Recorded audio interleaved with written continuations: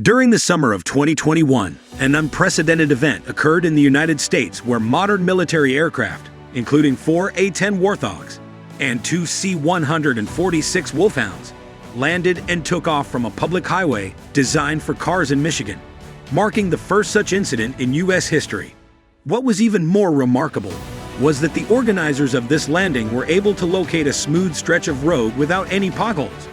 The purpose of these highway landings was to test their viability as an alternative option in case airfields were bombarded during war, which can hinder counterattacks by the Air Force and disrupt the military's supply chains that rely on cargo planes. These large aircraft are capable of delivering anything from supplies in Humvees to helicopters to any location in the world. This exercise was a part of Exercise Northern Strike 21.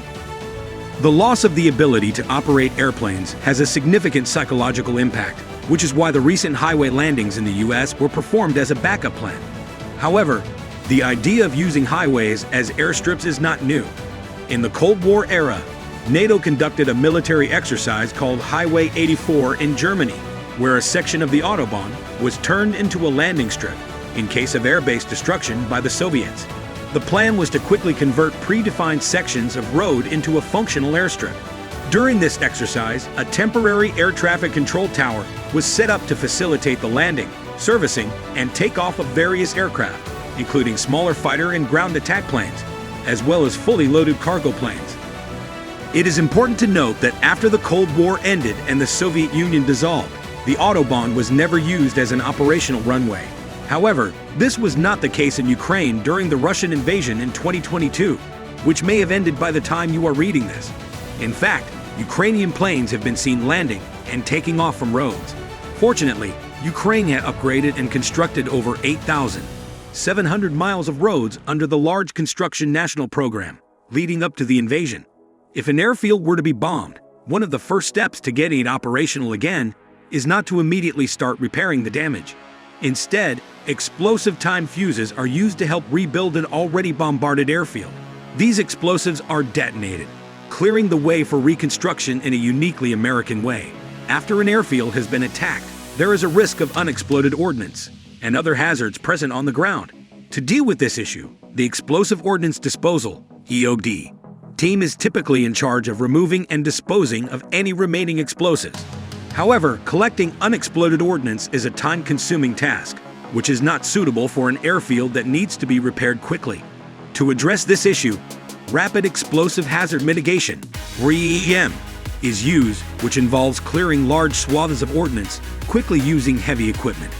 These machines are combined with EOD attachments and can be remotely operated to keep personnel safe in case of unexpected explosions.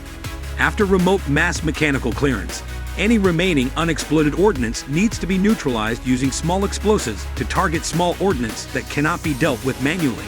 Some of the equipment used includes the Little Scruffy, the Ordnance Osaurus, the I Suck Bombs, and the Not My Problem Blower, all of which have unique capabilities to aid in the clearance of ordnance from the airfield. The process of setting up a time fuse involves 4 components: the igniter, safety fuse, detonator, and explosive charge. The team leader attaches the igniter to one end of the safety fuse and the detonator to the other end, creating a time fuse. Each team member except for the leader wears a time fuse setup around their neck, and they walk along the runway searching for unexploded ordnance. When they encounter a hazard, they pull the igniter to set off the safety fuse, insert the detonator into the explosive charge, and place it near the ordnance to neutralize the area quickly. Compared to traditional explosive ordnance disposal, REHM is relatively straightforward, requiring only a 5-day course and refresher training every 6 months for non-EOD personnel to perform explosive operations in wartime recovery. With the explosives cleared, the RADR team can begin their work to repair the airfield.